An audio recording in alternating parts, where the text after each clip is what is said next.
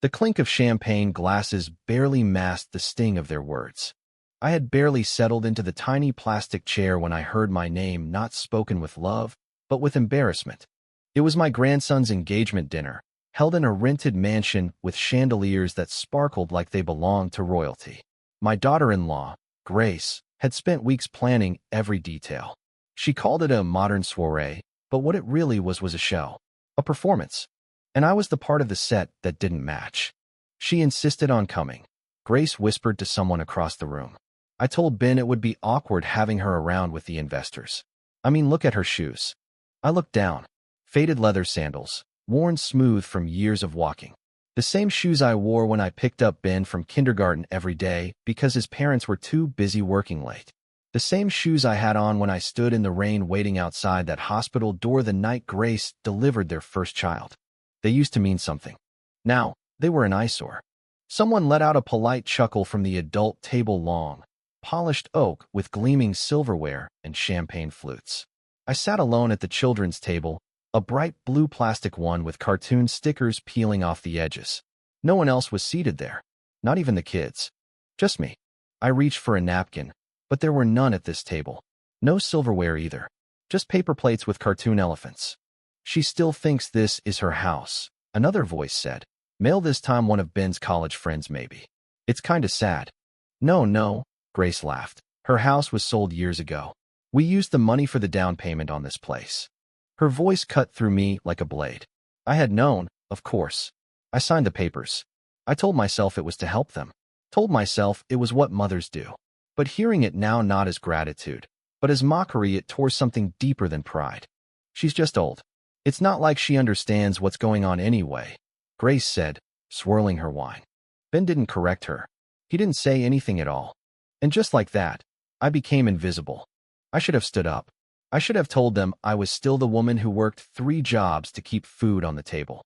The woman who bathed Ben when he had the flu and stayed up all night just to make sure he was breathing. The woman who once held their world together. But I didn't. I sat there. And I listened. Because I needed to hear the truth, raw, cruel, and unfiltered. Did you see the way she touched the silverware earlier? Grace said, like she's never seen real crystal before. I had. I used to polish it every week in my mother's house. Long before she passed. Long before I became too much to be seated among the adults. She's starting to forget things, Grace added. Ben thinks it might be time to look into. You know, a facility. Good idea, someone agreed. And my son? He didn't argue. My hands trembled. Not from age, but from heartbreak. This wasn't just a dinner. This was an unveiling. A revelation of what I truly meant to them. I looked around the room, searching for one familiar glance, one shred of kindness. Ben raised his glass. To family, he said. A cheer went up. No one looked in my direction. So I stood, quietly, and walked past the laughing faces, the perfect chandeliers, and the table I had once dreamed of seeing my family gathered around, only to be erased from it like I was never a part of its foundation. And still, not a single head turned. Outside, the evening was cool. The sky, scattered with stars, felt kinder than the warmth inside. I sat on the porch steps and let the silence hold me. They thought I was too old to notice, too slow to understand, too soft to be hurt. But I wasn't. I heard every word. And I remembered. The stars twinkled above like they were winking at me, as if to say, you still matter. But I sat still, hands folded on my lap, replaying each word from inside that mansion like a movie I couldn't pause. I didn't cry. I was past that. The tears had dried years ago when I sold my little house to help my son build a future I thought would include me. A soft creak came from the front door. I didn't turn. Footsteps approached behind me, hesitant. For a moment, I hoped it would be Ben. That maybe he had remembered who I was. What I meant. But it was Lily, my granddaughter.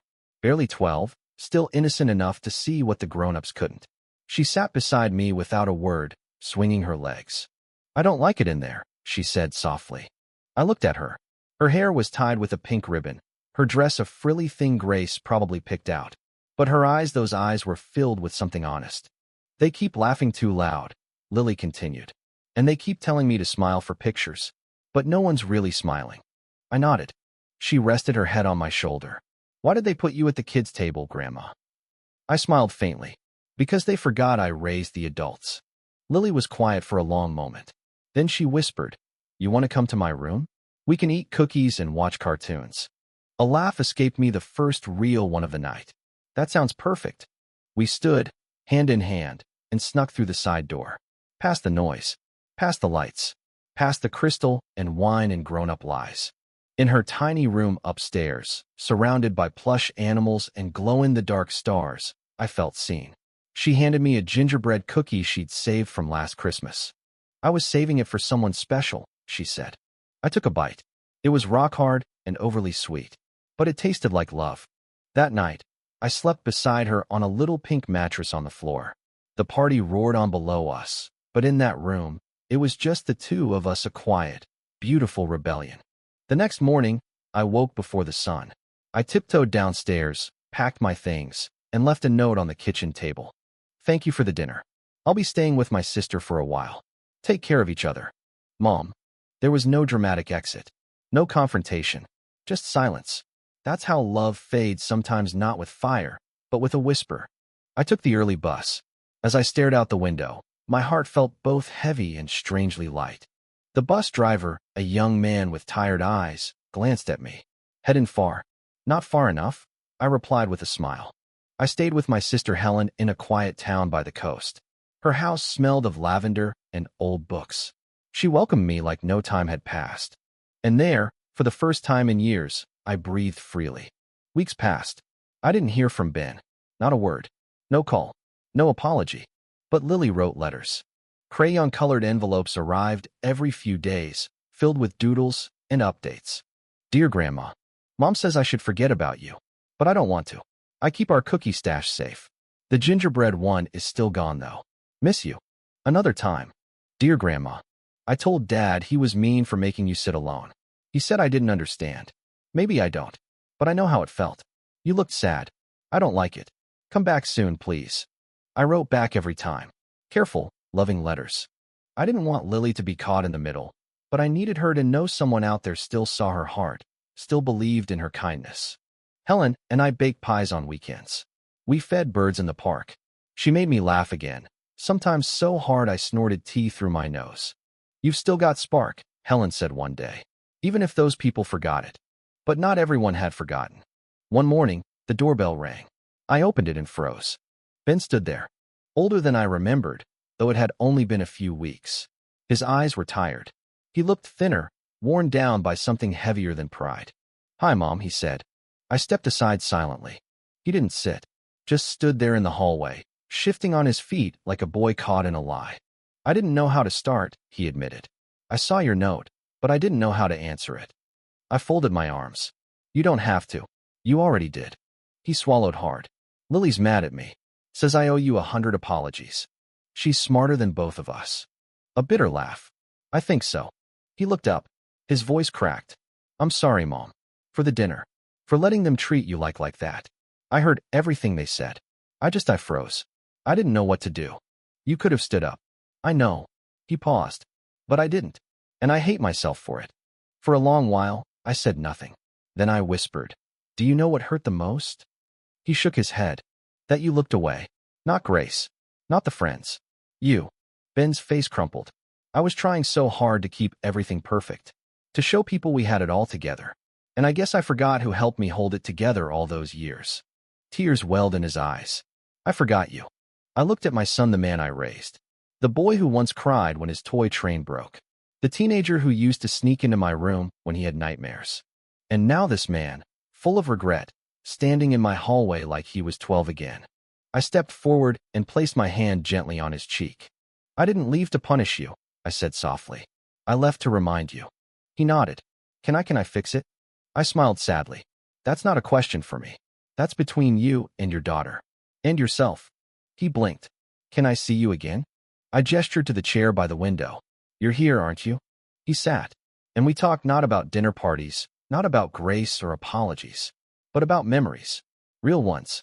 The kind that still held weight. It was a beginning. A slow one, but a real one. And in that small coastal house, the distance between a mother and her son began to shrink, not with grand gestures, but with the fragile threads of honesty. Ben stayed until the sun began to dip below the trees. He didn't ask for forgiveness again, and I didn't offer it. Not in words. But sometimes, forgiveness is found in the act of listening, in being willing to sit in discomfort and not turn away. Before he left, he walked into the kitchen and spotted the photograph pinned on the refrigerator. It was of him, aged 7, grinning with a gap in his teeth as I held up the cake I'd made for his birthday, a lopsided mess with too many candles and frosting smeared unevenly. "I remember that day," he said, a faraway look in his eyes. "You worked all night and still made it special." "I always tried to make it special," I replied, not out of bitterness, but truth. He turned to me, eyes glistening again. "You did, Mom. You really did." He left soon after, hugging me longer than he had in years. When the door closed behind him, I stood there, breathing slowly, wondering if something fragile had begun to repair itself. Days passed, then a week.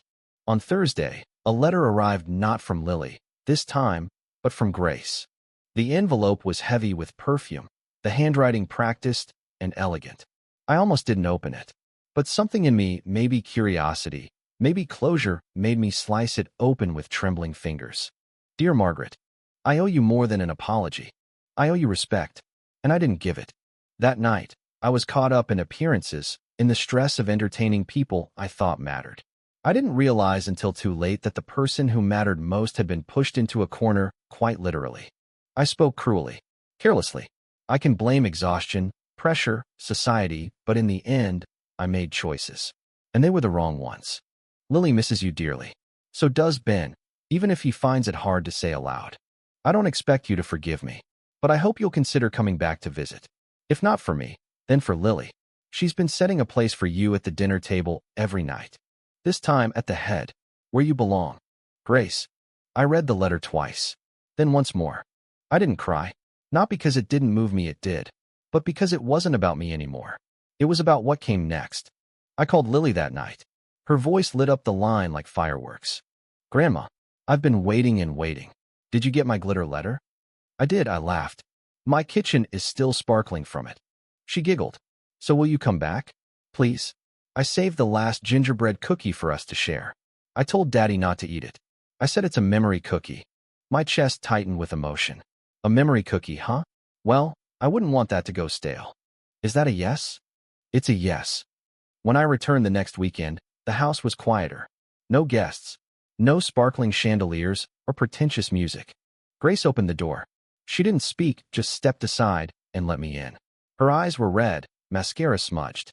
Vulnerable. Human. "I made tea," she said. "The kind you like. With cinnamon." I nodded. "Thank you." Lily raced down the stairs and flung her arms around me. I set the table. "It's perfect this time. Daddy said so." She grabbed my hand and pulled me toward the dining room. This time, there was no kids' table. Just one long table. Cozy. Real. And at the head, a chair with a hand-drawn sign that said, "Grandma's Throne." I laughed, truly laughed, as I sat down. Ben placed a plate in front of me. Mashed potatoes. Roast chicken. The smell of Sunday dinners long past. "I made the chicken," he said proudly. "Used your old recipe." I raised an eyebrow. "You didn't forget the rosemary this time?" He chuckled. "No, ma'am." Grace sat beside me. She didn't speak much, but she listened. And when dessert came, homemade apple pie, she slid a small photo across the table. It was me, holding newborn Lily. Tears on my cheeks, smile brighter than the sun. "I found this the other day," she said, "and I thought you should have it."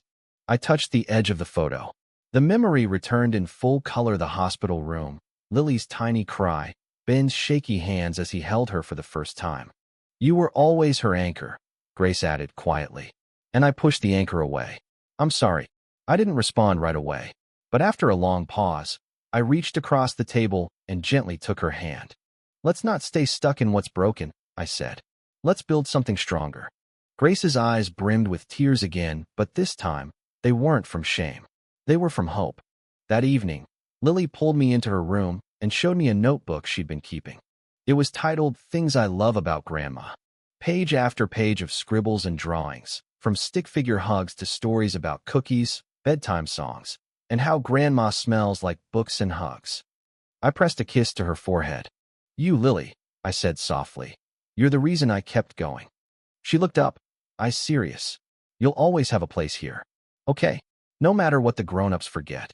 I held her close, heart full.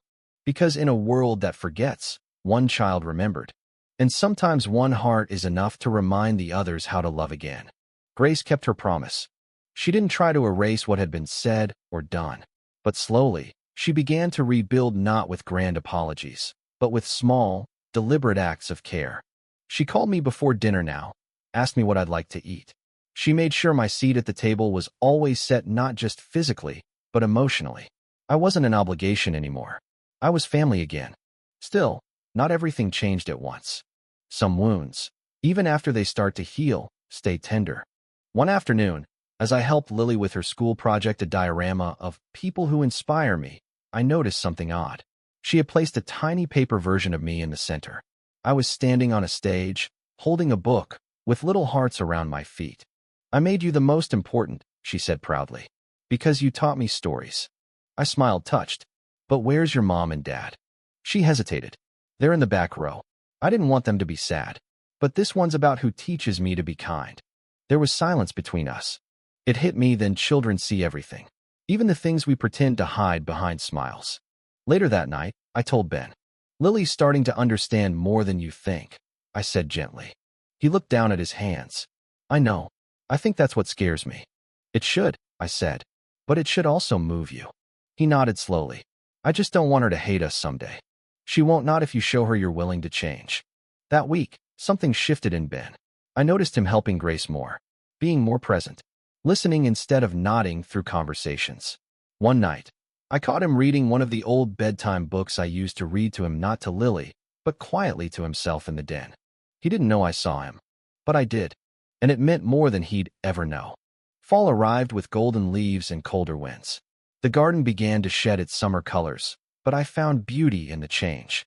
I began volunteering once a week at the local library, reading to a group of young children during story hour. At first, I thought it was just something to pass the time, but it became more than that. One boy, Ethan, reminded me of Ben at 5, shy, quiet, always sitting in the corner until I called his name. Over weeks, he started inching closer, and one day, he slipped his tiny hand into mine as I read about a bear who couldn't find home. "You sound like a real grandma," he whispered. My chest tightened. "That's because I am one." His mother later told me that Ethan's grandparents had passed before he was born. "You gave him something we couldn't," she said. "Thank you." I didn't know how to respond, but I cried the moment I got home. There's something sacred about being needed. Thanksgiving came, and with it, the tension I hadn't expected. Grace's parents were visiting, wealthy, well-dressed, and full of subtle judgments. I overheard Grace on the phone the night before. "No, Mom, she's not just a guest. She's staying with us for the holiday." A pause. "No, she's not in a home. She's here. Because this is her family too." That was the first time I truly believed Grace meant it. Thanksgiving morning, I woke early to prepare the stuffing, my mother's old recipe. As I chopped onions and celery, Grace walked in, hair still in rollers. "You don't have to cook," she said. "I know," I smiled. "But I want to." She hesitated. "Can you show me how? I've never gotten it right." We stood side by side at the counter. She chopped too fast. I corrected her gently. She laughed. I laughed. And something between us began to soften. "I was scared of you," she admitted quietly. "You always seemed to know what to do, and I didn't." "Grace," I said, "being a mother is like standing in the dark with a flashlight that only shines one step ahead. None of us know what we're doing. We just keep walking." She wiped her eyes and hugged me with flour-covered hands. That hug, warm, tentative, honest, was the one I'd waited years for. Dinner was loud and chaotic, just like it should be. The table was crowded. The turkey slightly overcooked. Lily's handmade place cards were mismatched and crooked, and it was perfect. During dessert, Grace's father, a stern man who hadn't said much all evening, raised his glass. "I underestimated this family," he said. "Especially you, Margaret. You remind me of my mother. Strong, quiet, always watching." I nodded politely, unsure how to respond. He continued, "I used to think the loudest voice in the room mattered most. But tonight, I see it's often the quiet ones who keep everything from falling apart." Ben placed his hand over mine under the table. I didn't need a toast, but I accepted it. A few weeks later, Lily got sick. Just a cold, but bad enough to keep her home from school for 3 days. I stayed with her, reading stories, making soup, brushing the hair from her forehead while she dozed on the couch. One afternoon, she woke up and whispered, "Grandma, when you're really old, like, really, really old, will you go to one of those homes?" I hesitated. "Only if I have to." "I don't want you to." I smiled softly. "Then you'll have to visit me a lot." She frowned. "No, I'll build you a cottage in the backyard, with cookies, and your own bookshelf. Deal?" She grinned. "And no kids' table." I laughed. "Never again." Ben asked me later that night if I ever regretted selling my house. I thought for a long moment before answering. "No," I said, "because that house was built for raising a family. And I did that. But homes are where you're respected, where you're remembered, where you're loved." He nodded slowly.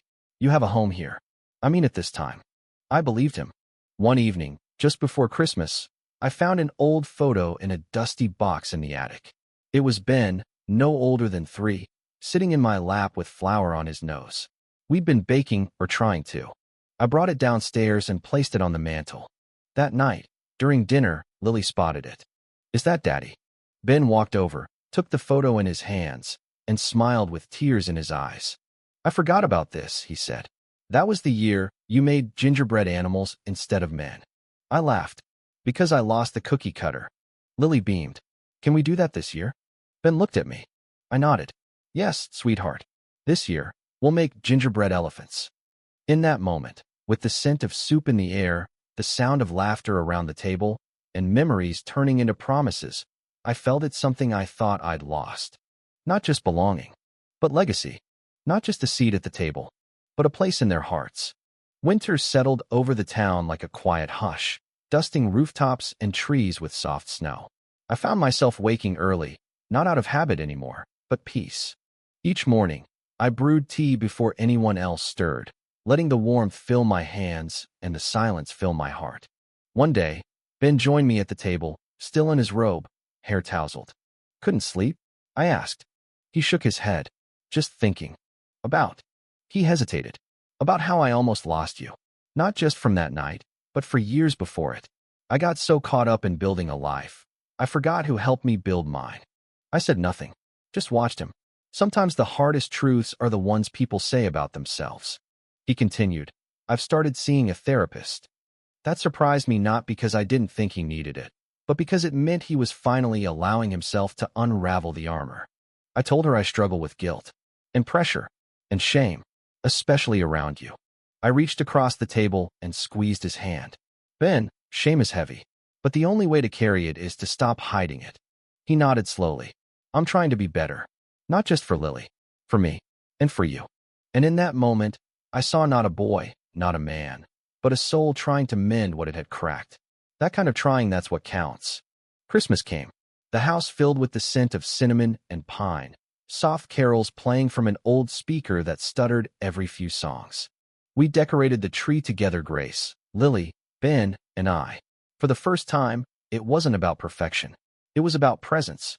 Lily placed the final ornament, a paper heart with glitter scribbles that read, "To Grandma, forever," at the head table. I pretended not to cry. They all pretended not to notice. Later, we sat by the fireplace. Lily curled beside me with a book in her lap. "Read this one," she said, handing me the Velveteen Rabbit. As I turned the pages, reading aloud, I felt time folding in on itself, echoes of when I had read it to Ben years ago. The words felt different now, deeper. "When you are real," the skin horse said, "you don't mind being hurt." I paused. Ben looked over from the other chair. "That part always got me." "Me too," I whispered. That night, as everyone drifted to bed, I lingered in the living room, watching the fire's last embers glow. The house was quiet, but not empty. It breathed with memory. Grace tiptoed in, a blanket around her shoulders. "I always wanted this," she said. "Not the big house, not the fancy friends, just this warmth, realness." I looked at her. "Then why did you push it away?" "I think," she said, curling into the chair across from me, "I was afraid I wasn't enough. That if I let people really see me, they'd leave. And now, I see that pretending pushes people away faster than honesty ever will." We sat there for a long time. No judgment, no performance. Just two women, once strangers, Now something closer than family, two sides of the same resilience. On New Year's Eve, the house buzzed with quiet celebration. No lavish party, just family. Lily insisted we write resolutions and hang them on the mantel. I wrote mine carefully. To love loudly. And to never sit at the kids' table again unless invited by the kids. Ben read it and laughed. I think Lily's already made you president of the kids' table anyway. Lily nodded seriously. Only VIPs sit there. Grace's resolution read, to listen better, speak softer, and protect what matters most. Ben said, to show up for the people who showed up for me. We raised glasses of cider at midnight. No fanfare, no fireworks, just quiet clinks and the warmth of a room no longer fractured. In the months that followed, I found myself becoming more than a guest in the home. I became a root, something steady beneath their growth. Grace invited me to join the PDA with her. You're better at managing people than I am, she said with a wink. Ben asked me for advice on how to talk to Lily about changes at school. You always knew how to explain big things in small ways. Even Lily began introducing me to her friends at school events with pride in her voice. This is my grandma. She's kind of famous. She writes letters and cookies. And the town began to know me, too. Not as the old lady who lives with her son, but Mrs. Margaret the storyteller, the reader, the one who always remembers your name. I began leading story circles at the library every Saturday. Soon it was packed. Children came for tales. Parents stayed for the warmth. One mother hugged me after a session. You make the room feel safe, she said. That's rare. One spring afternoon, as I sat in the garden pulling weeds, Ben came outside and crouched beside me. There's something we've been talking about, he said. Grace and me. I looked up. We want to rebuild the guest room. Turn it into your own little apartment. With a separate entrance, a kitchenette, and everything. So you always have your space. But also your place here. I blinked. You do that? He nodded. It's not about repayment. It's about roots. You gave us everything. Now let us give something back. My throat tightened. I don't need space. I just need belonging. You've always belonged. We just needed to grow up enough to see it. The project began that summer. Lily helped design the layout. You'll have a bookshelf wall and a reading chair by the window, she said, and a secret cookie drawer. When it was finished, they threw a small ribbon cutting. Grace baked a cake shaped like a little house. Ben gave a speech that made everyone cry, including himself. I moved in that evening. Same house, same family. But this time, I wasn't a guest. I was a pillar. One evening, not long after, I was sorting old photos in my new space when I found the picture from that night. The night I'd been told to sit at the kids' table. I looked at it for a long time. Not with anger. Not even sadness. Just clarity. That night had broken something. But it also opened a door. Sometimes, pain cracks us open so light can get in. I placed the photo in a small box, tucked it away in the drawer. Not to forget, but to remember how far we had come. Years later, on Lily's graduation day, she stood at the podium, valedictorian, with confidence I could only dream of at her age. She held up a photo, the same one. Me at the kids' table. Alone. Forgotten. This was my grandma, she said to the crowd. She sat at this table because people forgot her value. But she never forgot hers. She smiled at me through tears. She taught me that dignity isn't about where you sit. It's about who you are when no one's watching. The auditorium fell silent, then erupted in applause. I cried, openly. And this time, no one looked away.